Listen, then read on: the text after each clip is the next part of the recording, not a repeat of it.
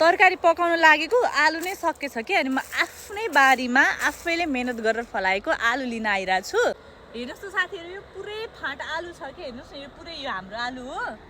अब म एउटा बोटबाट आलु निकाल्छु होइन ल साथीहरू हेर्नु होइन यो बोटमा कति आलु होला त कति आलु होला हेरौँ है त हामी कति फल्दो रहेछ मैले कुट्टो ल्याउन बिर्सेँ कि भिडियोको चक्करमा यो पनि यही बोटको यति हो त एउटा बोटमा योभन्दा मुनि त हुँदैन नि ल अब यहाँ यसलाई नि निकालौँ किनभने एउटा बोटको आलुले त पुग्दैन हामी ठुलो परिवार छ यत्रो पनि फरिस हेर्नु न साइजको आलु चाहिँ